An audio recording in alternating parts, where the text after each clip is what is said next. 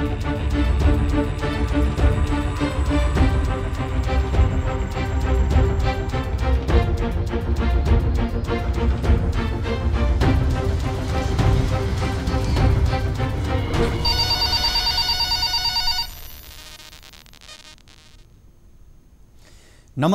कार्यक्रम कल 24 मा यहाँलाई स्वागत छ। म राजीव खत्री। राजनीतिक दलहरूको महाधिवेशनको क्रममा स्वास्थ्य सुरक्षाका मापदण्ड पटक्कै पालना गरिएन, त्यसैले संक्रमण सजिलै फैल्यायो। त्यति मात्र होइन, देशका कुना कुनामा संक्रमण फैलिने जोखिम बढायो। अहिले तीव्र गतिमा उकालो लागेको संक्रमणको कारण यिनै महाधिवेशन पनि हो। जे भयो त्यसलाई उल्ट्याउन त सकिँदैन, तर त्यसबाट सिक्न भने सकिन्छ। यद्यपि गत वर्षको दोस्रो लहर राजनीतिक दलहरूकै जुलुसपछि फैलेको यथार्थ महाधिवेशनका क्रममा कसैले पनि हेक्का राखेको देखिएन। हाम्रा शासकहरू परेर पनि नचेत्ने मूर्खमा दरिए। कोभिड-19 सङ्कट व्यवस्थापन समन्वय केन्द्र CCMCले कोभिड सङ्क्रमणको परिस्थिति विश्लेषण गरेर तत्काल भारतबाट नेपाल छिर्ने नाकामा प्रभावकारी निगरानी गर्ने निर्णय गर्यो। सीमा क्षेत्रको ठाउँ विशेष फरक फरक अवस्थाका समाचारहरू आइरहेका छन्। कञ्चनपुरमा भने भारतबाट आएका नेपालीहरूमा संक्रमण देखिए महाकाली अस्पताल कोभिड आइसोलेसनमा पठाइन्छ। अस्पतालको बेड क्षमता 50 बेड मात्र हो, तर अस्पतालमा संक्रमित सङ्ख्या 600 नागिसकेको छ। बेड अभाव हुँदा कति संक्रमितहरू भागिसके भने बसेकाहरू चिसोका कारण आगो तापेर बस्न बाध्य छन्। यो प्रसङ्ग आज हाम्रो मुख्य प्राथमिकतामा छ। गाउँ गाउँमा स्थानीयको आर्थिक उन्नतिका लागि भनेर कयौं लघु वित्त संस्थाहरू खोलिएका छन्। यसरी खोलिएका लघु वित्तबाट ऋण लिएर व्यापार व्यवसाय गरेर आर्थिक स्तर राम्रो बनाउनेहरू पनि प्रशस्तै छन्, तर यो सफलताको कथा सबैमा लागू हुँदैन। कतिपय स्थानमा ती लघु वित्तहरूले सर्वसाधारणलाई समस्याको दलदलमा पनि फसाएका छन्। गुल्मीको गुल्मी दरबार गाउँपालिका वडा नम्बर 3 मा रहेको लघु वित्तहरूका कारण अहिले त्यहाँका स्थानीय समस्यामा परेका छन्। लघु वित्तको ऋणको व्यवसाय र आर्थिक स्थिति बुझ्दै नबुझी फटाफट कर्जा दियो। स्थानीयले पनि तिर्नै नपर्ने जस्तो गरी जहाँ जहाँबाट जे जति पाइन्छ आँखा चिम्लेर कर्जा लिए। अहिले त्यही कर्जा उनीहरूका लागि पासो बनेको छ। कर्जा लिँदा दायाँ बायाँ नसोचेका उनीहरू जब कर्जा तिर्नुपर्ने समय आयो तब झसङ्ग भए। आफ्नो ठाउँबाट लिएको कर्जा तिर्ने गरी त कुनै व्यापार व्यवसाय भएकै छैन, अब कसरी तिर्नु? कर्जा तिर्ने कुनै उपाय नभएपछि अहिले 65 जना ऋणी गाउँबाट गायब भएका छन्। आज यो विषयलाई पनि कार्यक्रममा हामीले महत्त्वका साथ समेटेका छौँ। यसको अलावा तपाईहरूको गुनासोलाई हामी कार्यक्रममा प्रत्यक्ष समेट्नेछौँ।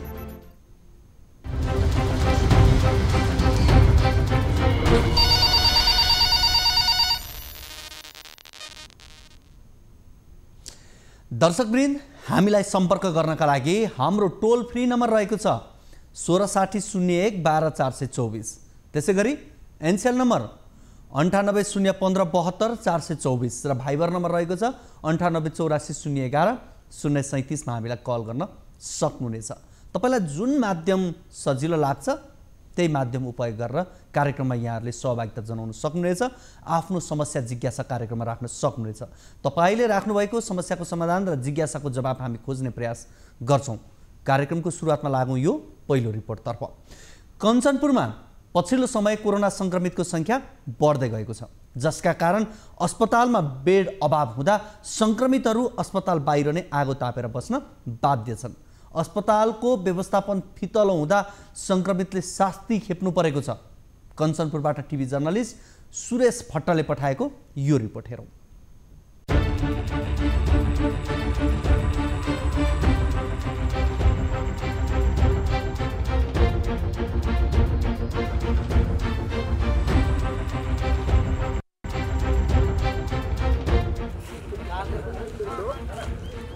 यो दृश्य हो कञ्चनपुरको महाकाली अस्पताल कोभिड आइसोलेसन वार्डको।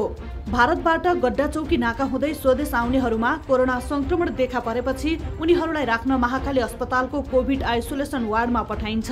तर बेडको अभाव भएपछि कोरोना संक्रमित महाकाली अस्पतालबाट भाग्ने गरेका छन् भने कोही अस्पताल बाहिर नै आगो बालेर बस्ने गरेका छन्। अस्पतालमा बेड अभाव भएका कारण आफूहरू चिसोमा आगो बालेर बस्नु परेको संक्रमितहरूको गुनासो छ। कोरोनाको पहिलो चरण र दोस्रो चरणमा सरकारले कोरोना संक्रमितलाई खाना र खाजाको व्यवस्था गरेको थियो, तर यसपटक भने यसतर्फ कुनै ध्यान नै दिएको छैन। तपाईहरुको अहिले कोभिड भोगेर आज 13 दिन भइसक्यो सर। त्यही हुनाले पहिला चाहिँ सरकारले 4 टाइम खाना दिइरहेको थियो, अहिले चाहिँ हाम्रो पाउनु पाएको छैन, 2 टाइम मात्र खाना पाइएको हुनाले त्यही हुनाले सरकारले हामीहरुतर्फ अलि ध्यान दिनु पर्यो। नेपाली सेनाले बनाएको 1000 क्षमताको होल्डिङ सेन्टर निर्माणको अन्तिम चरणमा छ, तर सो सेन्टरको जिम्मा कसले लिने भन्ने टुङ्गो नलाग्दा अहिले कोरोना संक्रमितको व्यवस्थापनका लागि कठिनाई भइरहेको अस्पतालको भनाइ छ।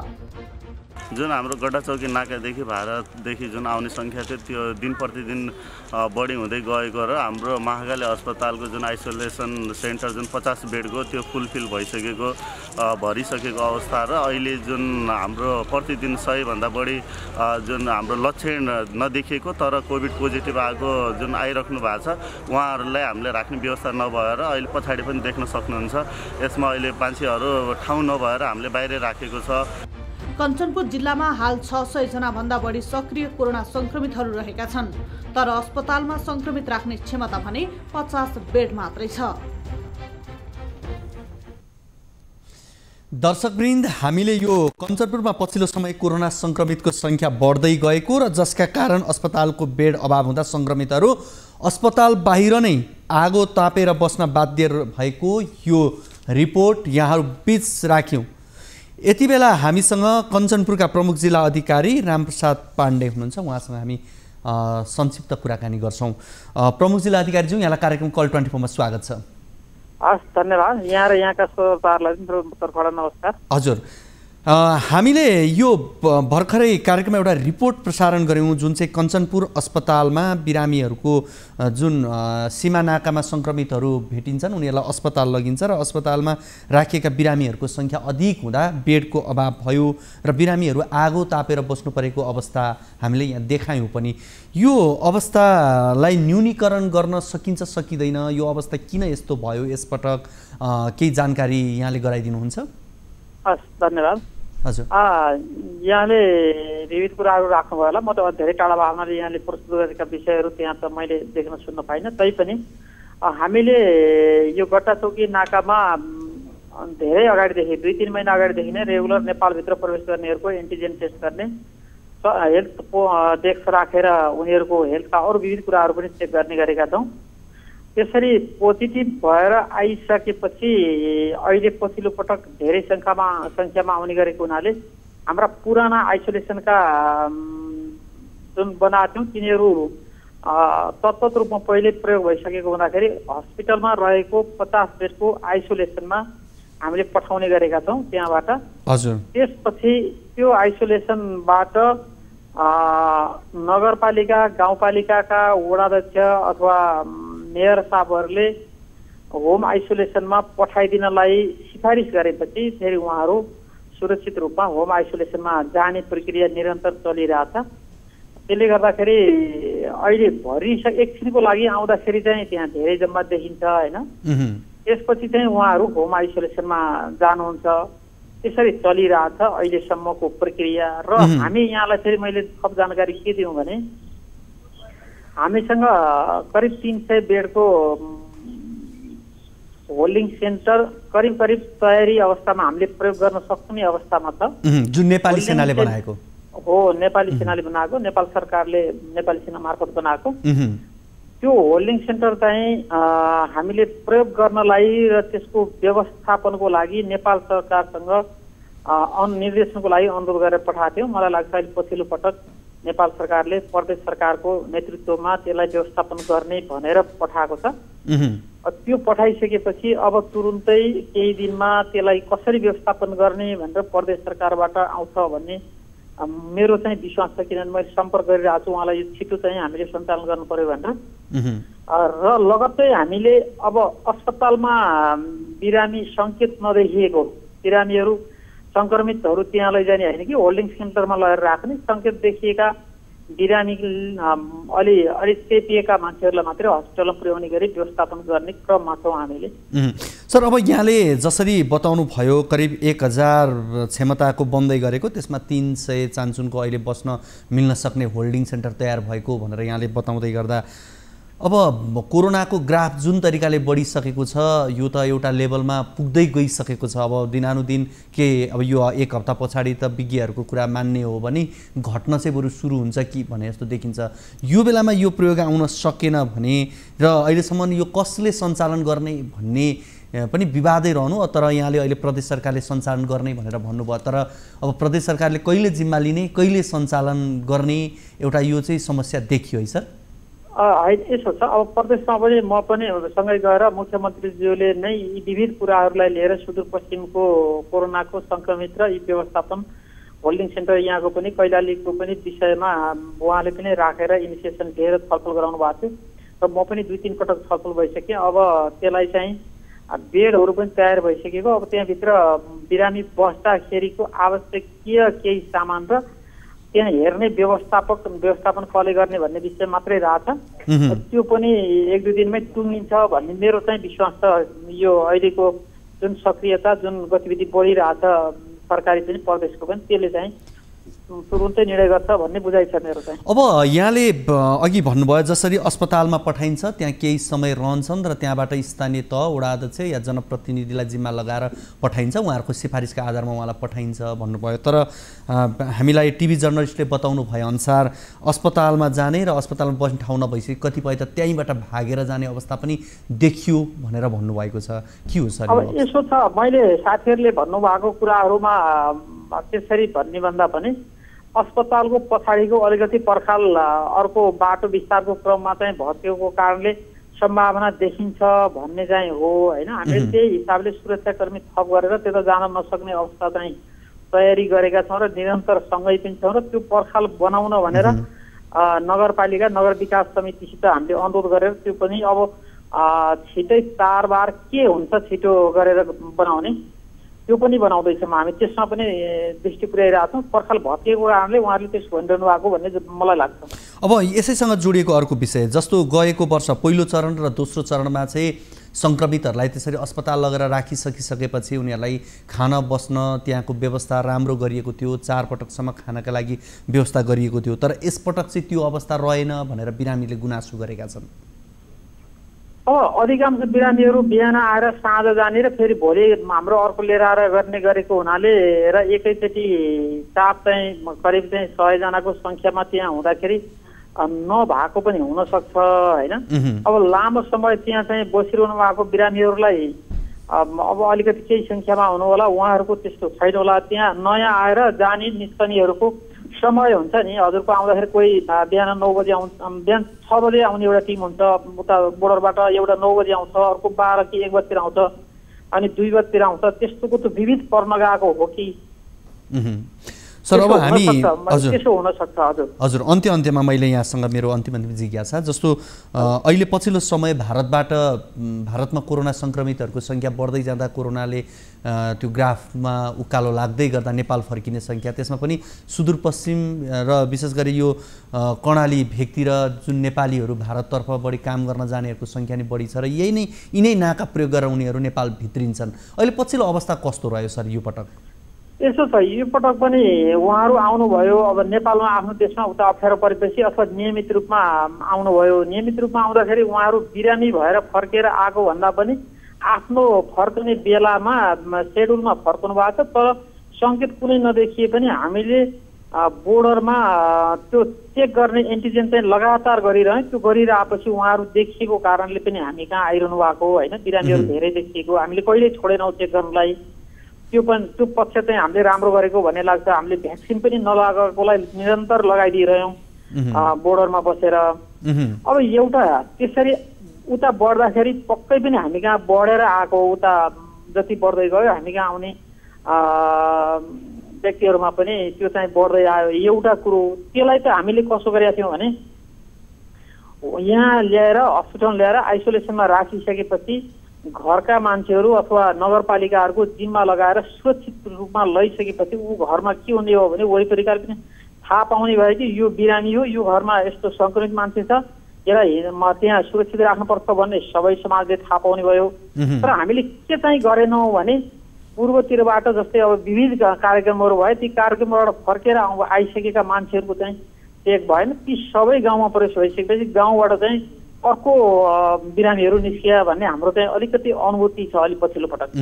विशेष गरी यो सीमावर्ती क्षेत्रमा भारततर्फले कतिपय अवस्थामा असहयोग गरेको भनेर यसअघि समाचारहरू पनि आउँथे र यसपटक पनि कतिपय सीमावर्ती क्षेत्रमा त्यो अवस्था अझै रहेको छ। कञ्चनपुरको सन्दर्भमा के छ? हामी कहाँ त्यस्तो छैन। हामी कहाँ यसपटक त्यस्तो अप्ठ्यारो पारी सीमाबाट अप्ठ्यारो भएको महसुस चाहिँ हामीले अहिले चाहिँ गरेका छैनौँ। अहिले जिल्लामा सङ्क्रमितहरूको जटिलता, सङ्क्रमितहरूको अवस्था कतिको क्रिटिकल छ कञ्चनपुरको सन्दर्भमा? अहिले पहिले दोस्रो जुन लहर थियो, दोस्रो लहरमा चाहिँ सङ्क्रमितहरूको बढी अप्ठ्यारो महसुस गरेको, मान्छेहरू धेरै आत्तिएको, धेरै त्यो पीडामा भएको हुन्थ्यो भने अहिले त्यति धेरै अप्ठ्यारो भएको अब जुन रूपमा हाम्रो सङ्ख्या अहिले धेरै छ नि त्यो रूपमा हस्पिटलमा उपचार गर्न आउनेहरू चाहिँ त्यो रूपमा छैनन्। हाम्रा अरू उपचार गर्ने बेडहरू चाहिँ धेरै खाली पनि छन्। हस्, धन्यवाद सर यहाँको यो महत्त्वपूर्ण समय र संवादको लागि। धन्यवाद।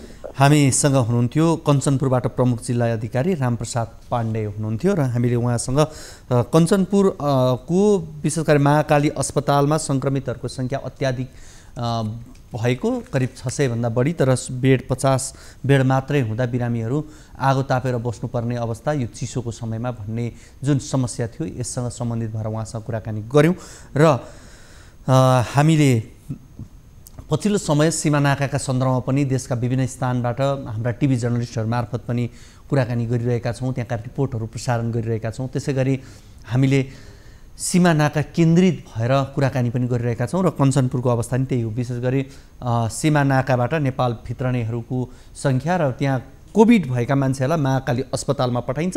अस्पतालमा केही समय त्यहाँ राखेर त्यहाँबाट आफ्नो स्थानीय तहमा पठाउँदा त्यहाँ बस्ने जो बिरामीहरू, जो सङ्क्रमितहरू छन् उनीहरूलाई केही समस्या भएको भन्ने हो। र हुन त यति बेला कञ्चनपुर लगायत देशका विभिन्न सीमा नाकाहरूमा होल्डिङ सेन्टर नेपाल सरकारले नेपाली सेना मार्फत होल्डिङ सेन्टरहरू तयार गरेको छ। कतिपय ठाउँमा बन्दैछन्, कति बन्ने क्रममा छन् र प्रयोगमा पनि आउन थालेका छन्। तर होल्डिङ सेन्टर कसले प्रयोग गर्ने, कसले सञ्चालन गरिदिने भन्ने विषय यति बेला अन्यलता हुँदै गर्दा प्रदेश सरकारले सञ्चालन गर्ने भन्ने कुरा त भयो, तर सञ्चालन गरिन सक्दा अझै पनि यो प्रयोगमा आइहाल्न सकेको छैन। 10 महिना अगाडि नै यो विषयमा उठेको कुरा अहिलेसम्म पनि ढिलाइ भयो। यसको मतलब त्यो दूरदर्शिता पुगेन। तेस्रो लहर ले फेरि यसरी नै समस्या पार्ला भन्ने लिडरहरूमा चेत नहुँदाको अवस्था हो, यो परिस्थिति हो। र समयमा बजेट व्यवस्थापन नगर्दा नेपाली सेनाले बनाउन सकेन भन्ने कुरा यसभन्दा अगाडिको कार्यक्रममा पनि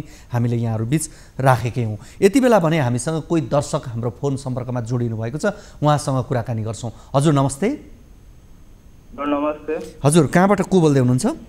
म यता सप्तरीबाट बोधेवर्षन वार्ड नम्बर 9 बाट बैजु कुमार शाह। बैजु कुमार शाह। हजुर बैजुजी, यहाँको समस्या जिज्ञासा के होला? मेरो यो समस्या तपाईको एनसेलको विषयमा छ। Ncell mobile Simco? हजुर हजुर। त्योमा मैले कम्प्लेन गरेँ, त्यो तपाईको नेटवर्क काम गरिरहेको छैन। त्यो केही समस्याको समाधान गरेन के धेरै दिनदेखि। हाम्रो मेयर साहब पनि गर्नुभयो र वार्ड अध्यक्ष पनि गर्नुभयो र केही त्यो समस्याको समाधान गरेन त्यो धेरै दिनदेखि। यो सप्तरीको कुन ठाउँ भन्नुभयो यहाँले? हजुर त्यो वार्ड त्यो बोधेवर्षन वार्ड नम्बर 9 तपाईको सबरनपट्टि गाउँ। यो कति समय भयो अहिलेसम्म नेटवर्क नचलेको चाहिँ? धेरै सालदेखि छ, वर्षौँदेखि। वर्षौँदेखि छ। त्यहाँ नजिकै नेपाल टेलिकमको कार्यालय छैन? हजुर यता राजविराजमा छ।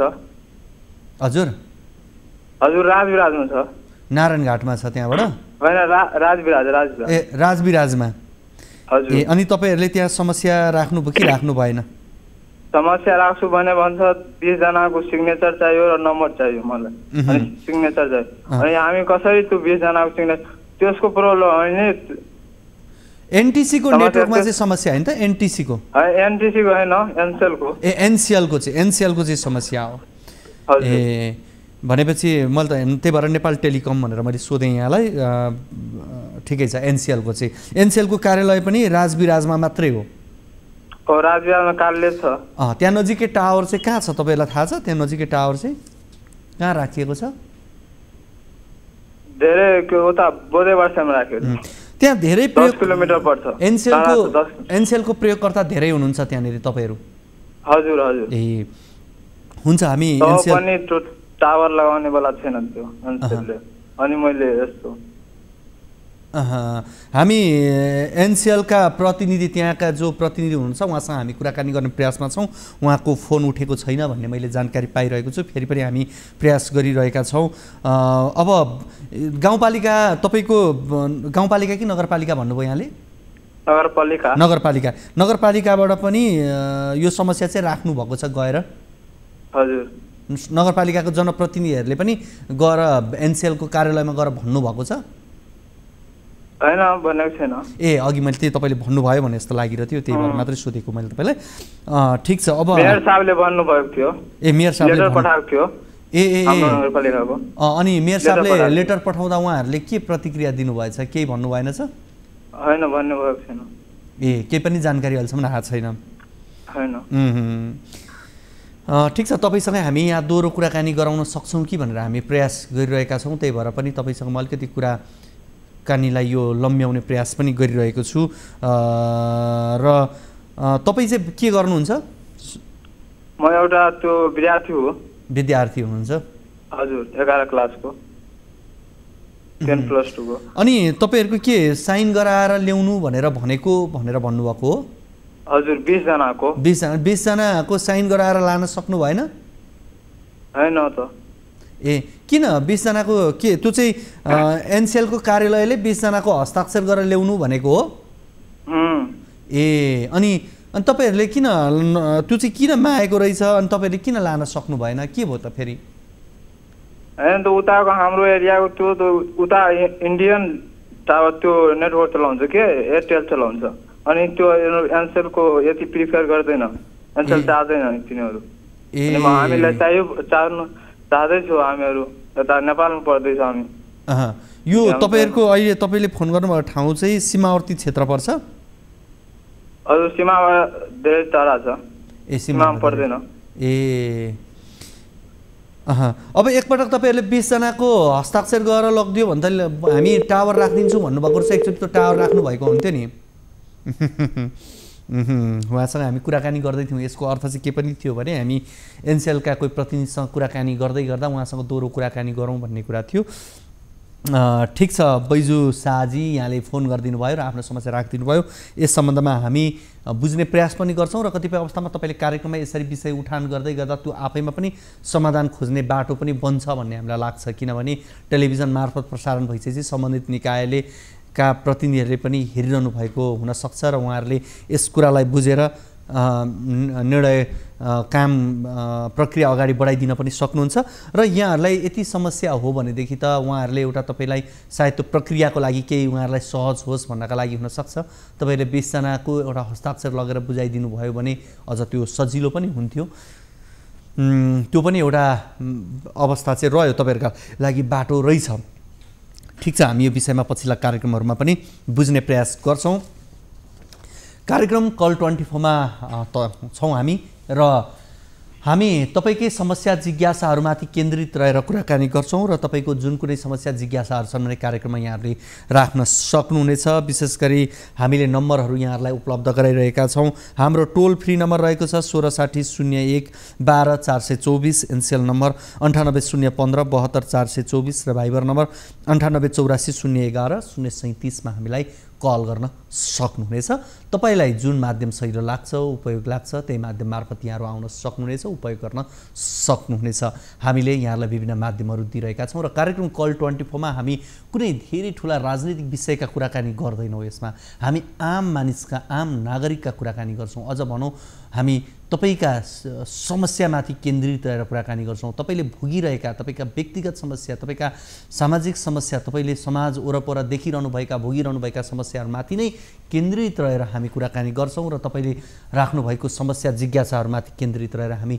सम्बन्धित निकायबाट जवाब खोज्ने प्रयास गर्छौँ।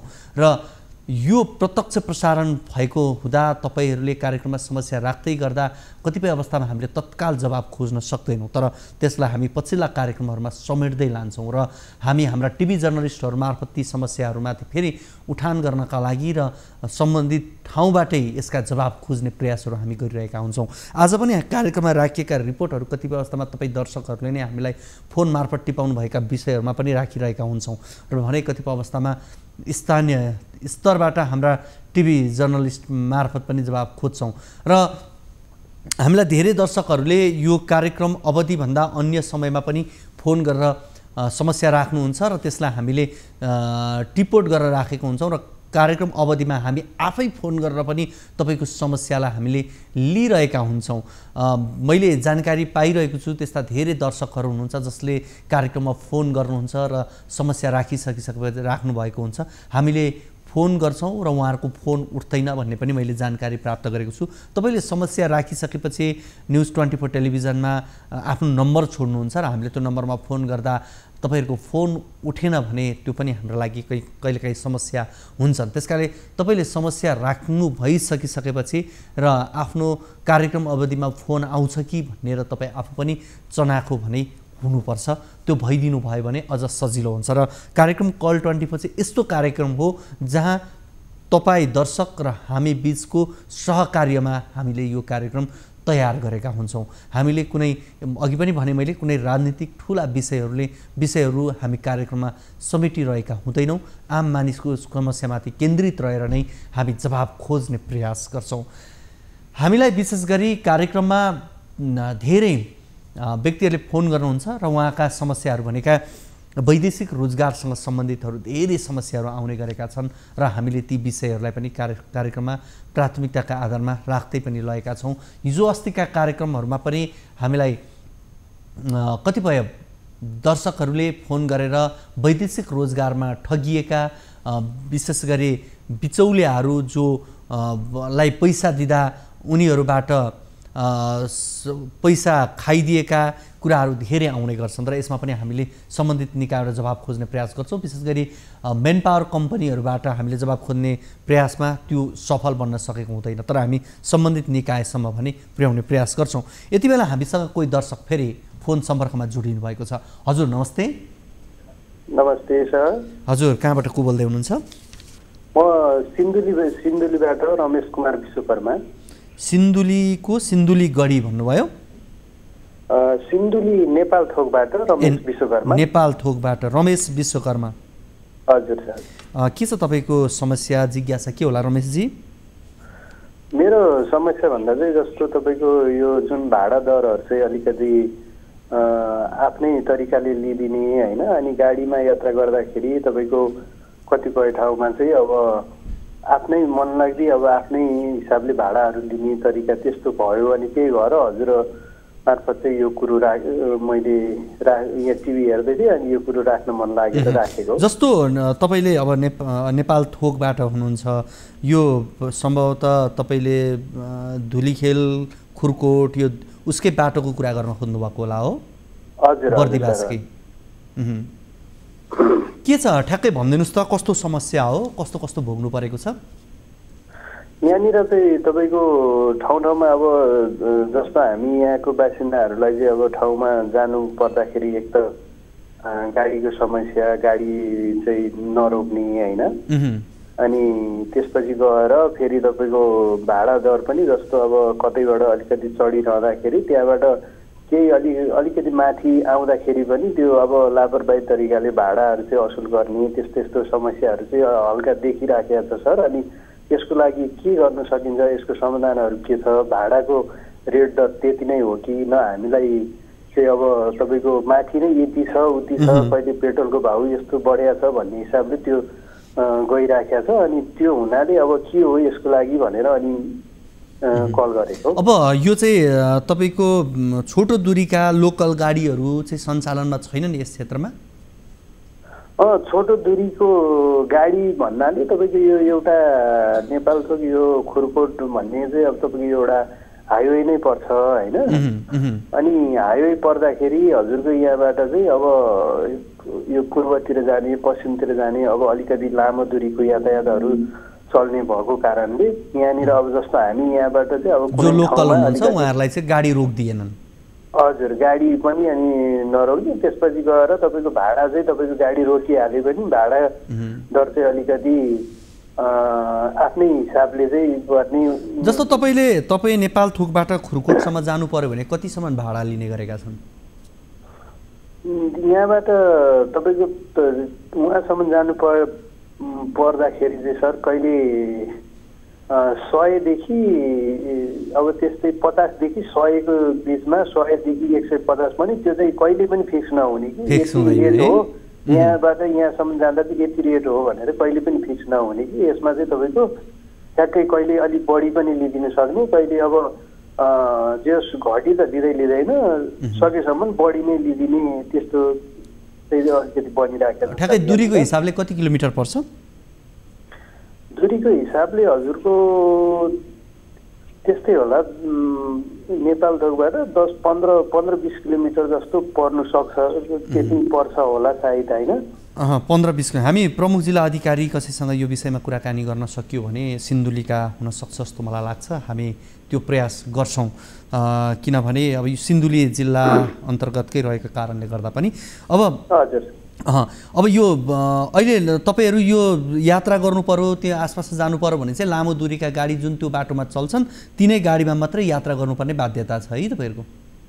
हजुर त्यहाँ लामो दूरीको चाहिँ अब अलिकति यात्रा गर्नुपर्ने तपाईँको अनि कतिपय ठाउँमा चाहिँ दिनभरि गाडी कुरेर बस्दा पनि गाडी नपाइने, गाडी अब सिधै यहाँबाट काठमाडौँ हो भने मात्रै गाडी पाइने, तपाईँको खुरकोटबाट नेपाल थोक आउनु पर्यो भने गाडी चाहिँ अलिकति कुरेरै बस्नुपर्ने। अनि म जस्ता धेरै समस्यामा परेको यहाँनिर धेरै आमा बुवा दिदीबहिनी तथा दाजुभाइहरू हुनुहुन्छ, उहाँहरूकै एउटा यो चाहिँ समस्या जस्तो बनेको छ।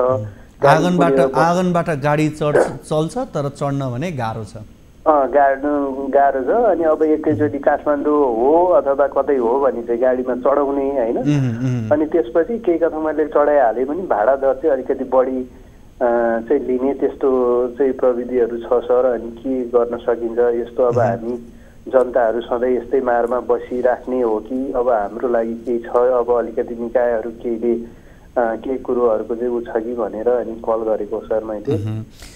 हुन्छ रमेशजी, यहाँले समस्या राख्नु भएको छ, यस सम्बन्धमा हामी विशेष गरी प्रमुख जिल्ला अधिकारी कसँग जिल्ला प्रशासन कार्यालयका कसँग कुराकानी हुन सक्छ भने हामी गर्ने प्रयास गर्नेछौँ। यहाँको समस्या हामीले करिब करिब बुझेका छौँ।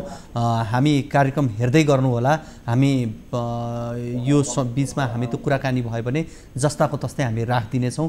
आफ्नो समस्या राखिदिनु भयो, यहाँलाई धेरै धेरै धन्यवाद। हुन्छ सर, मलाई पनि मेरो एउटा समस्या हजुरहरूको यो टिभी मार्फत मैले राख्ने एउटा अवसर पाएँ, यसको लागि हजुरहरूलाई पनि धेरै धेरै धन्यवाद दिन चाहन्छु सर।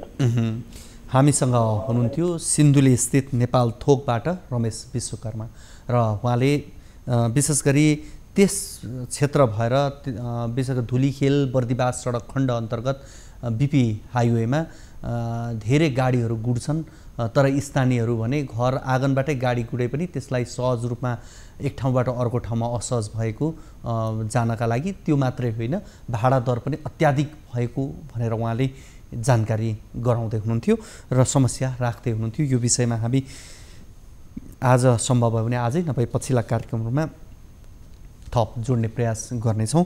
र हामीलाई रमेश विश्वकर्माले यो समस्या राख्नुभयो।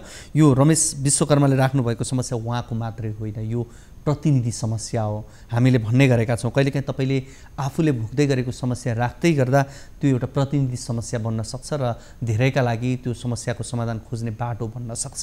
त्यसै कारणले पनि कार्यक्रम कल 24 तपाईँहरूका लागि एउटा उपयुक्त प्लेटफर्म हो भन्ने हामीलाई लाग्छ र हामीले तपाईँ र हाम्रो सहकार्यतामा नै यो कार्यक्रमलाई सञ्चालन गर्दै आएका छौँ र हामी तपाईँ दर्शकहरूसँग हामी विशेष गरी आज फोन सम्पर्कमा जोडिरहेका छौँ र तपाईँका समस्याहरूलाई कार्यक्रममा लिइरहेका छौँ। तपाईँ पनि कार्यक्रममा फोन गरेर आफ्नो समस्या गुनासो राख्न सक्नुहुनेछ। यति बेला कोही दर्शक फेरि हामीसँग फोन सम्पर्कमा जोडिनु भएको छ। हजुर नमस्ते। नमस्ते हजुर कहाँबाट को बोल्दै हुनुहुन्छ? म चाहिँ अहिले नुवाकोटबाट बोल्दैछु, नुवाकोट गेल्बुबाट। नुवाकोट कुन ठाउँ भन्नुभयो? बेलकोट भन्नुभयो? होइन, नुवाकोट त्रिशुली छ के, त्रिशुली नगरपालिका 11 हो। ए त्रिशुली 11 बाट। तपाईँको नाम भन्नुहुन्छ? मेरो नाम रोशनी परियार हो। रोशनी परियार। रोशनीजी तपाईँको समस्या जिज्ञासा के होला? हजुर, मेरो समस्या भनेको चाहिँ म अब खासै कसैले नि होइन, यो सब मेरो बुढोले नै गरेको हो। हजुर। मेरो चाहिँ मेरो यो मोबाइल यो उयो आफै चलाउँथ्यो, मेरो आइडीहरू, मेरो फेसबुक आइडी, जिमेल सबै उसैले खोलेको होइन। हजुर। अनि त्यहाँबाट जब उसले मलाई कुटेर, मलाई अनेक थरी आरोप लगाएर कुटेर त्यस्तो गरेपछि म आफ्नो सुरले म माइतमा बसेका थिएँ, महिना दिन हुन लाग्यो। हजुर। म सङ्क्रान्तिमा आएको हो, त्यहाँबाट म गएको छैन, म आफ्नो खुसी गरेर म बस्न नि पाइनँ। अनि उसले मेरो आइडीबाट अनि फेसबुकमा त्यस्तै गर्ने, फेसबुक अनि बल्ल बल्ल मैले यहाँबाट हटाएँ, तर उसले फेरि रिओपन गर्ने के। मैले डिएक्टिभ गरे पनि उसले कसरी फेरि ओपन गर्ने, अनि त्यहाँबाट म भनेर बोल्ने जोसँग पनि, जोसँग नि म भनेर बोल्ने, अनि त्यहाँबाट तेरो प्रमाण यहाँ छ ल त यसरी बोलाएर चाहिँ भन्ने, उल्टै कि ऊ आफै बोल्ने। अनि त्यसपछि मलाई दोष लाउने। अनि टिकटकमा पनि मेरो फेसबुकसँगै मैले कनेक्ट गरेको थिएँ कि। हजुर। अनि फेसबुकसँगै कनेक्ट गरेको थिएँ। अनि टिकटक उसले फेसबुक त मैले के गरेर ऊ गरेँ, सायद फेसबुक चलाएको छैन होला। अनि त्यहाँबाट अहिले टिकटकमा, अनि त्यहाँ टिकटकमा दुनियाँ ओपन पोको मान्छेहरू मेरो प्रोफाइल राखिदिने, त्यो केटाहरूको प्रोफाइल राखिदिने, अनि यो यसको बुढा हो, हिज माई हस्बेन्ड भनेर त्यस्तो हालिदिने। अनि आज त अहिले भर्खरै उसले के हालेको रहेछ भने मेरो अनुहार देखाएर मेरो त्यो अब टिकटक लाइभ हुन्छ नि। हजुर। अब म टिकटक लाइभ बस्थेँ हो, त्यो भिडियो हालिदिएर अनि त्यहाँबाट यो भालु हो, यससँग सम्पर्क गर्न चाहनुहुन्छ भने पैसा तिरेर एक रातको लागि लानु हो, मेरो आफ्नै बुढोले है त्यो भनेको। अनि त्यस्तो हालेर उसले पोस्ट गरेछ कि मेरो इज्जत छैन, उसले मलाई त्यस्तो गर्न पाउँछ त? त्यस्तो भन्ने हो त? तपाईँको अहिले श्रीमान चाहिँ कहाँ हुनुहुन्छ? अहिले ऊ घर गएको छ, ऊ के अरे तराई हो, अनिल यादव हो ऊ। अनिल यादव हो। एक त उसले मलाई झुकाएर बिहे गर्यो, उसले धेरै ठुलो गल्ती गर्यो। उसको घरमा बुढी पनि रहेछ, उसको 3टा बच्चा पनि रहेछ, 2टा छोरा एउटा छोरी पनि रहेछ है। त्यो उहाँको सुन्नुहोस् न, यसो गर्नुहोस् न, म तपाईँसँग फेरि कुराकानी गर्छु, तपाईँले उहाँको नम्बर उपलब्ध गराउनु होला, फोन नराख्नुहोस् है त। उहाँको नम्बर तपाईँले उपलब्ध गराइदिनु होला, उहाँसँग पनि हामी कुराकानी गर्छौँ। अब यो उहाँको पारिवारिक हेर्दा पारिवारिक जोडिएको, तर एउटा व्यक्तिको चरित्रसँग यो प्रश्न उठाउने प्रयास भयो र उहाँले आफ्नै श्रीमान को विषयमा उहाँले कुराकानी गर्दै हुनुहुन्छ। नुवाकोट त्रिशुली 11 बाट रोशनी परियार हुनुहुन्छ र आफ्नै श्रीमानले फेसबुक लगायत सम्पूर्ण सामाजिक सञ्जालका अकाउन्टहरू खोलिदिएको र अहिले उहाँ आफ्नो श्रीमानबाट पीडा खप्न नसकेर माइत गएर बसेको भनेर उहाँले भन्दै हुनुहुन्थ्यो। यो एकदम दुःखद लाग्दो कुरा। पछिल्लो समय सामाजिक सञ्जालमा यस्ता किसिमका घटनाहरू हुने गरेका छन्। यसमा पनि उहाँले भन्दै हुनुहुन्थ्यो आफ्नो श्रीमानले चुक्याएर बिहा गरेको रहेछ भनेर उहाँले भन्दै हुनुहुन्छ। र त्यति मात्रै होइन, उहाँका फोटोहरू राखिदिएर जुन किसिमले सामाजिक रूपमा उहाँलाई अप्ठ्यारो पारिदिने काम गरिरहनु भएको छ, यो कानुनी रूपमा दण्डनीय कुरा पनि हो। यस विषयमा हामी उहाँको श्रीमानसँग पनि कुराकानी गर्ने प्रयास गर्छौँ र हामीसँग रोशनी परियार फोन सम्पर्कमा हुनुहुन्छ र रोशनीजी हाम्रो सम्भवतः फोन सम्पर्कमा हुनुहुन्छ यति बेला। उहाँसँग हामी अझै कुराकानी गर्छौँ। रोशनीजी, हजुर। रोशनीजी, हजुर यहाँले मलाई सुन्दै हुनुहुन्छ है? ठिक छ, तपाईँ हामीले नम्बर लिएका छौँ, उहाँसँग सम्पर्क गर्ने प्रयासमा छौँ। यो अहिले त पछिल्लो भिडियो चाहिँ उहाँले कतिखेर हालिदिनु भएको फेसबुकमा? पछिल्लो भिडियो लगभग 10 देखि 11-12 वर्षको बिचमा हाल्नु भएको रहेछ। म ठ्याक्कै त्यतिखेर सुतेको थिएँ। हजुर। म 3 दिन भएको थियो कि म सुत्न सकेको छैन सर। म जहिले म रातभरि बिउतेको छु कुन चाहिँ मेरो भिडियो अपलोड भइरहेछ भनेर म सुत्न सकेको छैन होइन। म आफ्नो सुरु गरेर त कमसेकम म दुःख गरेर खाइरहेको छु नि त। उसले मलाई नराम्रो नराम्रो भनेर बालु यो रन्डी यो खास्ती नि यस्तो भनेर उसले मलाई त्यस्तो हाल्न त हुँदैन त। दुनियाँले हेरिरहेछ मैले डिलिट गरेँ तर मेरो मोबाइलमा मैले सेभ चाहिँ गरेर मैले राखेको छु। तर तपाईसँग त्यो फेसबुकको युजर नेम पासवर्ड छ अहिले पनि कि छैन? सर मसँग मेरो यो अहिले चलाइराखेकै नम्बर हो। हजुर नम्बर चाहिँ यो नम्बर चाहिँ त्यही हो तर पासवर्ड चाहिँ अब ठिक छ। यति बेला हामीसँग अमिर यादव हुनुहुन्छ। अमिरजी। हजुर। अनिलजी। हजुर। तपाईँ कहाँ हुनुहुन्छ अहिले? म त यता गाउँतिर छु। अनि तपाईँको श्रीमती रोशनी परियार हो? हजुर हो। अनि श्रीमतीको फेसबुक तपाईँ चलाउनुहुन्छ? छैन। तपाईँ फेसबुकमा उहाँको बारेमा केही भिडियोहरू पोस्ट तपाईँले गरिरहनु भएको छ हो? छैन। त्यसै गरिसोस् न हजुर। तपाईँलाई तपाईँ प्रहरी कारबाहीमा पर्न सक्नुहुन्छ। साइबर क्राइम हो। तपाईँलाई थाहा छ यो विषय? हजुर राम्रोसँग थाहा छ। थाहा छ भने तपाईँले उहाँको मिसेसको युजर नेम पासवर्ड त्यो तपाईँले युज गरेर उहाँको फेसबुक तपाईँले खोलिदिएको हो कि होइन भन्नुहोस् त? होइन मैले। अनि त्यो भिडियो किन त्यसरी तपाईँले हालिराख्नु भएको छ भन्नुहोस् त? तपाईँले आफ्नै श्रीमतीलाई सँगै छ भने कुरा गर्न लाउनु न। हुनुहुन्छ यहाँ सँगै हुनुहुन्छ रोशनीजी? बोल्नुहोस् त। टिकटकमा पोस्ट गरिरहनु भएको उहाँले। अहिले नि पोस्ट गरिरहनु भएको छ अरे तपाईँ? अहिले भर्खर मैले डिलिट गरेको। उसले गरे होला तर मैले गरेको छैन सर। म पनि एउटा उहाँले आफ्नै भिडियो हालेर त्यसरी नाना थरी लेखेर हाल्नुहुन्छ त उहाँले? होइन झगडा परेको छ हाम्रो के कस्तो मेटरमा भएको छ त्यो सबै विस्तृत बुझ्न। अनि तपाईँ अर्को म यसैसँग पहिलो कुरा तपाईँले झुक्याएर बिहा गरेको हो कि होइन उहाँसँग हो त्यो विषय हो? होइन हजुर झुक्याएर गरेको छैन। तपाईँको श्रीमती हुनुहुन्छ कि हुनुहुन्न उहाँ? अर्को श्रीमती हुनुहुन्छ उहाँलाई झुक्याएर तपाईँले बिहा गर्नुभयो त्यसपछि तपाईँहरूको घराइसी झगडा होला त्यो पाटोमा हामी धेरै प्रवेश गर्दैनौँ। तर कसैको चरित्र हत्या गर्ने काम त गर्नु भएन नि सामाजिक सञ्जालमा त्यसरी भिडियो पोस्ट गरेर। सर मसँग धेरै कुराहरू एभिडेन्सहरू छ मैले झुक्याएर गरेको छैन। झुक्याएर ठिक छ त्यो तपाईँको घराइसी कुरामा हामी धेरै प्रवेश गरेनौँ। तपाईँहरूको विवाद होला तपाईँको समस्या होला नि त्यो प्रक्रियामा। तर अहिले यति मात्रै यो विषय तपाईँले फेसबुक उहाँको खोलिदिनु भयो र फेसबुकमा अनावश्यक भिडियोहरू तपाईँले पोस्ट गरिरहनु भएको छ तस्बिरहरू टिकटकमा पनि। त्यो तपाईँले त्यो अकाउन्ट बन्द गर्नुहुन्छ कि गर्नुहुन्न या तपाईँलाई कानुनी रूपमा तपाईँलाई प्रहरीले पक्राउ गरेर जेलको हावा खाएपछि मात्रै तपाईँमा चेत आउने हो? यसको आइडी मेरो मोबाइलमा मेरो जिमेल आइडीमा लगइन छ भने सर्च गर्नु हुन्छ। कारबाही नबुझे गल्ती छ भने म कारबाही भोग्छु। होइन यो उहाँको यो अकाउन्टहरू तपाईँले खोलिदिएको हो कि होइन? फेसबुक लगायतका अन्य टिकटकका अकाउन्टहरू उहाँले भन्दै हुनुहुन्छ पहिला तपाईँले नै खोलिदिएको हो भने?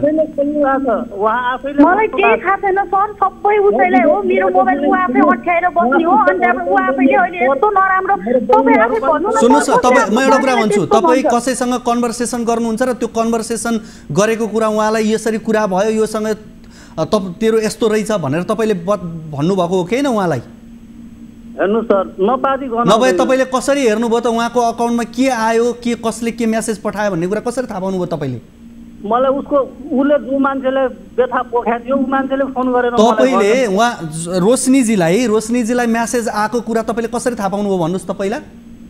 हजुर तपाईँले त्यो रोशनीजीको फेसबुक या ट्विटर एकाउन्टहरू तपाईँ के अरे टिकटकहरू तपाईँले अकाउन्ट खोलेको होइन भने उहाँलाई आएको मेसेजहरू तपाईँले कसरी पढ्नुभयो? उहाँको बहिनीले मलाई भनेर स्क्रिनसट गरेर पठाएको छ। हजुर स्क्रिनसट कसरी उहाँको बहिनीले? अब त्यो तपाईँले खोलेर उहाँसँग तपाईँ कुरा गरिरहनु होइन रोशनीजी? त्यही भन्नुभएको नि तपाईँले? हजुर सबै मसँग मेरोमा भएको फ्रेन्डहरुसँग उहाँले पठाउनु भएको स्क्रिनसटहरु तपाईसँग छ है रोशनीजी? रोशनीजी उहाँले तपाईलाई पठाएको स्क्रिनसटहरु छ हैन त? छ हजुर। उसले अपलोड गरेको भिडियोहरु मैले त्यो टिकटकमा त मैले डिलिट गरे त्यो सुन्न नसक्ने हेर्न नसक्ने भिडियोहरु मेरो मोबाइलमा मैले सेभ गरेर राखेको छु। हैन यस्तो कुराकानी भयो भनेर तपाईलाई कुन माध्यमबाट भन्नुहुन्छ रोशनीजीलाई? उहाँले फेसबुकबाटै लेखेर पठाउनुहुन्छ कि फोनमा? के हजुर के लेखेर पठाउँछ? उले मेसेन्जर या कुनैमा उले पठाउँछ आफ्नो दिदी बहिनीलाई मेरो नराम्रो कुराहरु मेरो घर फ्यामिली सबै ठाउँमा पठाउँछ। अनि मलाई भन्छ उसको चिनेको मान्छे मेरो कसलाई मैले पठाएँ मलाई कसैसँग चासो छैन हेर्नु सर म आफ्नो सुरले नबचाइ मेरो ड्याडी मम्मीसँग नि सोध्नु म आफ्नो सुरले बसिरहेको हो हैन म आफ्नो माइतमा बस्दा उसले मलाई किन मेरो आइडी चलाएर यो भालु हो यससँग एक रात सुत्नलाई लिएर जानु भनेर उसले भन्नुपर्ने उसको अधिकार छ उसले त्यस्तो भन्ने हो मेरो टिकटकमा गएर पोस्ट गर्ने हो त खोलेर हेर्नु तपाईको टिकटकमा गएर उहाँले त्यो कमेन्ट गर्नु भएको कमेन्ट हैन मेरो टिकटकबाट उसले तपाईकै टिकटक खोलेर उसले चलाइरहेको मेरो टिकटक अनि उसले पोस्ट गरिरहेको छ सर अनिल जी भन्नुस् म यदि दोषी छु या मेरो श्रीमती दोषी छ तपाईहरु न्याय दिनुहुन्छ नि होइन तपाईले त उहाँले बारम्बार भनिरहनु भएको छ कि तपाईले सबै फेसबुकदेखि लिएर सबै अकाउन्ट तपाईले खोलिदिएको हो पहिला अहिले त्यही अकाउन्टबाट चाहिँ यी कामहरू भइरहेको छ अनि तपाईँ आफै भनिरहनु भएको छ कि उहाँको विभिन्न मान्छेहरूसँग कुरा भएको स्क्रिनसट मसँग छ भनेर भन्दै हुनुहुन्छ अब हुन त तपाईँले उहाँको बहिनी मार्फत आएको भन्नुभयो म विदेशमा थिएँ त्यतिखेरदेखि त्यसको युजर आइडी तपाईँ चेक गर्नु कति वर्षदेखि चलिरहेको छ अनि त्यसपछि मलाई भन्नु तपाईँले मैले अहिले तपाईँसँग तपाईँहरूको व्यक्तिगत अरू कुरा गरेको होइन मात्रै सामाजिक सञ्जालमै एउटा व्यक्तिगत चरित्र हत्या गर्ने काम किन भयो भन्ने मात्रै प्रश्न तपाईँलाई हो सर चरित्र हत्या हुने काम भयो छैन हैन त्यतिसम्म गरेपछि चरित्र हत्या होइन भनेर के भन्छ त ल यो भालुलाई लिएर जानेले पैसा तिरेर एक रात लिएर जानु त्यस्तो भन्ने त मलाई केही चाहिँदैन सर हैन म आफ्नो सुर गरेर पहिला पनि म दुखै गरेर बसेको मान्छे हो म कसैको घरमा बाँच्ने हैन आजसम्म मैले उसैलाई नै बरु पालेर बसेको थिएँ नपचाइ तपाईँ बुझ्नु मेरो डिटेल्स म कति ठाउँमा काम म कस्तो काम गर्थेँ के काम गर्थेँ अहिले पनि म सिलाइ गर्ने डाइरेक्ट सिलाइ गर्छु आउँछु मैले उसलाई खुद पाले हो मलाई केही उसको चाहिँदा पनि चाहिँदैन बस मलाई आनन्दले मलाई बाँच्न दिनु पर्यो त्यति नै हो अरू कुरा मलाई केही पनि चाहिँदैन रोशनीजी अब यसो गर्नुहोस् अब उहाँ पनि अब यो गल्ती स्वीकार्न चाहनुहुन्न मैले होइन भनेर भनिरहनु भएको छ तपाईँ एकचोटि यो विषयमा प्रहरीमा तपाईँले साइबर क्राइममा निवेदन हालिदिनुहोस् उहाँले नै तपाईँलाई गरेको हो भन्ने लाग्छ तपाईँसँग सबै प्रमाणहरू छ भने उहाँलाई नै किटानी जाहेर गरिदिनुहोस् प्रहरीले पक्राउ गर्छ त्यसपछि उहाँले त्यसपछि त भन्नु होला नि त सत्य तथ्य बाहिर आउला हैन सर उहाँले त नि उसले त कहिले पनि आजसम्म झुम्न नि जाने छैन उसको गरे हरेक गल्ती भयो नि उसले कहिले पनि स्वीकार्नेवाला छैन अब तपाईलाई लाग्छ तपाई सुन्नुस् न रोशनीजी भर्खर उसले त्यो भिडियो पोस्ट गरेर यहाँ 1 घण्टासम्म फोन गरेर नपचाइ तपाईहरु कल रेकर्ड सुन्नु उसको भाइकोबाट गरेर मसँग 1 घण्टा बोलेर तँलाई म नाङ्गो बनाएर राख्छु रे म तँलाई दुनिया अगाडि अनुहार नदेखाइ बनाउँछु भनेर उसले त्यतिसम्म भनेको छ तपाईसँग त्यो डिटेलै म निकाल्छु फेरि अडियो रेकर्ड पनि छ तपाईसँग अडियो रेकर्ड हे मोबाइलमा त भएको छैन तर अब कल रेकर्डै निकाल्नु पर्यो भने त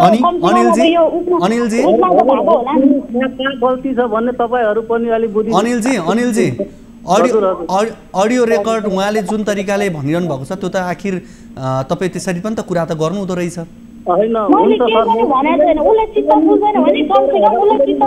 रोशनीजी मैले यहाँलाई पनि आग्रह गर्छु हामी राष्ट्रिय टेलिभिजनमा छौँ त्यस कारणले तपाईँले मिडियामा कुरा गर्दा चाहिँ तपाईँहरूको जे कन्भर्सेसन भयो त्यो जस्ताको तस्तै नभनिदिनु होला म झुटो बोल्नु उसले गाली गर्यो मैले नि गाली गरेँ होइन कति के भन्नु त्यतिकै भनेको सर मेरो नाकबाट अहिले ब्लड आइराखेको छ त्यसको भाइले मलाई कुट्याएको छ रुममा गएर गुन्डा लिएर 4-5 ठीक छ त्यो पाटो छुट्टै रह्यो म यति भन्छु तपाईँहरूको यो विवाद छ त्यसकारणले रोशनीजीलाई मैले यति भन्न सक्छु अहिले तपाईँसँग यी प्रमाणहरू सबै कुराहरू छन् तपाईँको आफ्नो कुरा हो भनेदेखि तपाईँले उहाँका लागि प्रहरीमा निवेदन दिनु होला हामी यति भन्छौँ अहिले म पनि दिन्छु नि सर म पनि दिन्छु मेरो पनि सम्पत्ति हराएको छ तर तपाईले कसैको चरित्र हत्या गर्ने गरी फोटो भिडियो यदि पोस्ट गरिरहनु भएको छ भने त्यो बन्द गर्नु होला भोलि त्यसले तपाईलाई तपाईको व्यक्तिगत जीवनमा ठूलो प्रभाव पार्न सक्छ हैन मेरो अकाउन्ट जीमेल अकाउन्ट मेल म यो नम्बरमा सब पठाइदिन्छु तपाई मजाले चेक गर्नु कि म कतिको त्यो त तपाई यति बाठो हुँदो रहेछ तपाईकै भनाइबाटै सुनिसक्यो त धेरै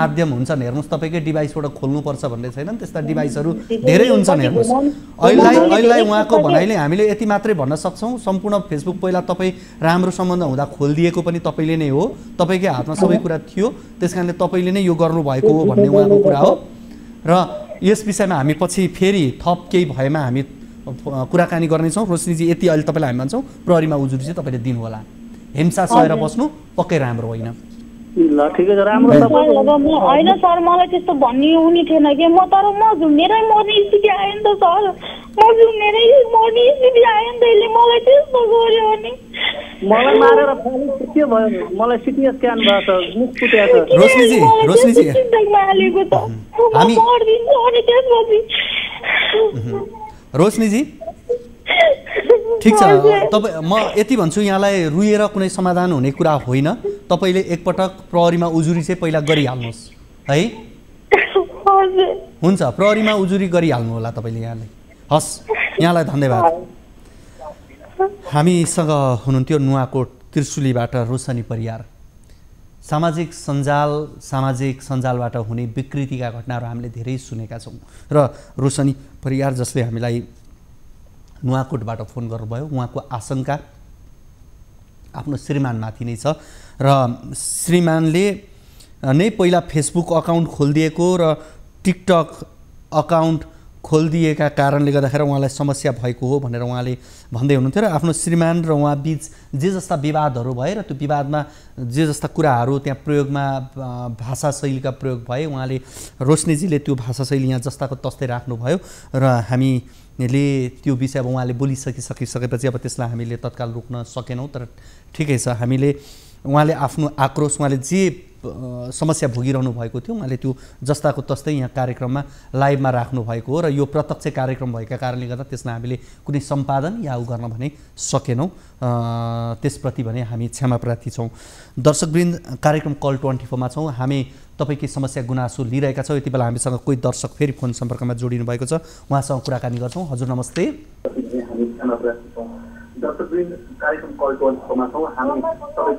हजुर नमस्ते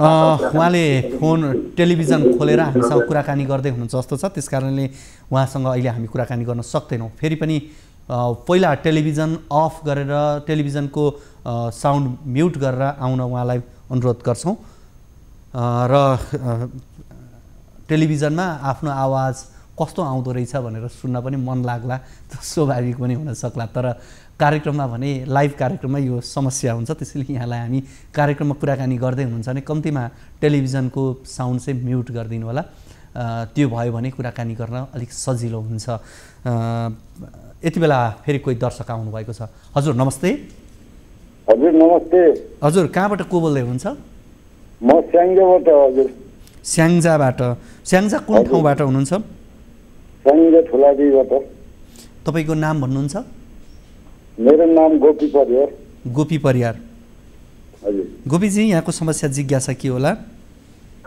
मेरो समस्या भनेको यो हाम्रो चाहिँ जुन यो दलित बस्तीमा हामी अगाडि धेरै सङ्ख्यामा छौँ होइन हजुर त्यहाँ चाहिँ यो जुन पहिला अब जुन 65-66 मा यो छुवाछुत अन्त्य भयो भनेर चाहिँ संविधानमा घोषणा गरेको यहाँ चाहिँ छुवाछुत चाहिँ अति व्यापक भएको अनि यो सानो जात भन्ने अब चाहिँ यता छोइन्छ भन्ने अब चाहिँ पानी छोयो भन्ने यो चाहिँ एवं कुराहरू यहाँ धेरै झोल्ले आउनु पर्यो यसको बारेमा म एउटा चाहिँ मन्त्रीसँग केही कुरा राख्नु पर्ने थियो कहिले राख्न पाइन्छ होला भनेर म तपाईँसँग कन्ट्याक्ट गरेको मैले अझ तपाईँको आवाज प्रष्टसँग बुझिन तपाईँले छुवाछुतको कुरा गर्नुभएको हो हजुर हजुर हजुर ए अनि त्यो चाहिँ कसले भन्छ त्यहाँ को तपाईँहरू मिश्रित हुनुहुन्छ अब यस्तो भयो सर हामी यहाँ चाहिँ के अरे जस्तो कुनै कार्यक्रम भयो होइन कुनै भोज भतेर भयो होइन त्यहाँ पनि चाहिँ हामीलाई समावेश गरिने छोइयो तलमुत्ता बस भन्ने हुन्छ होइन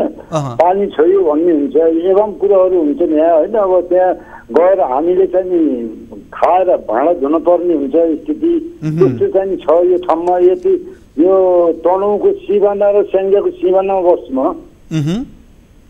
स्याङ्जाको तिर गए पनि त्यस्तै छ हाम्रो यो ठुलाडी नगरपालिका 7 मा र अनि त्यसको सिमाना तनहुँमा गए पनि त्यो सिमानामा चाहिँ त्यस्तै छ यो भएर अन्तभरि केही भिन्नता भएछ परिवर्तन भएछ यो मान्छेहरूको नियत परिवर्तन भएन यहाँको मान्छेहरूको नियत भन्नाले मैले चाहिँ के कुरा राखौँ भनेर फोन गरेको थिएँ तपाईँले अभिव्यक्तिको रूपमा यो कुरा राख्न खोज्नु भएको जातीयताको कुरा अझै अन्त्य भएन गाउँमा अझै पनि यो समस्या छ यहाँहरूले चाहिँ अझै पनि ती समस्याहरू भोगिराख्नु पर्यो है भोगिराख्नु पर्छ। यो एकदमै दुःखद कुरा हो। अझै पनि जाति भेदभावका कुराहरू हुनु एकदमै नराम्रो कुरा हो। यहाँले यो समस्या राख्नु। कति परिवार हुनुहुन्छ तपाईँहरू त्यहाँ जो दलित परिवार भनेर भन्नुभयो? कति हामी दलित परिवार यहाँ समथिङ 50 घर जति छन्। अनि तपाईँहरूले सामूहिक रूपमा यो विषयमा आवाज उठाउन सक्नु भएन? कहिलेकाहीँ त यस्ता सामूहिक रूपमै आवाज उठाउनु पर्ने हुन्छ नि यस्ता कुराहरूमा।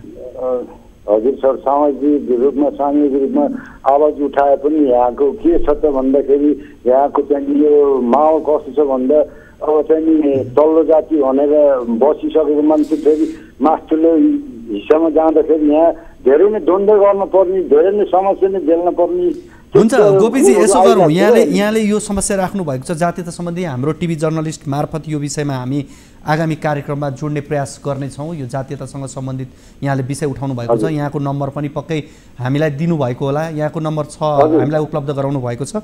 हामी पछिल्ला कार्यक्रममा यहाँलाई सम्पर्क गरेर यस विषयमा थप फलोअप हामी गर्छौँ है त। हस्, हामीसँग हुनुहुन्थ्यो गोपी परियार स्याङ्जाबाट हुनुहुन्थ्यो र यस विषयलाई हामी आगामी कार्यक्रममा थप फलोअप गर्ने प्रयास गर्छौँ।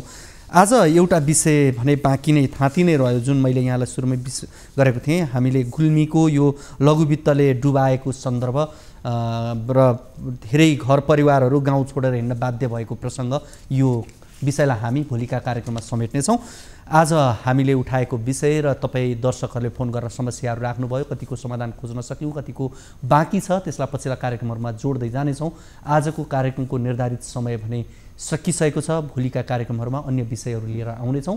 तबसम्मका लागि बिदा दिनुहोस्। हवस् त, नमस्ते।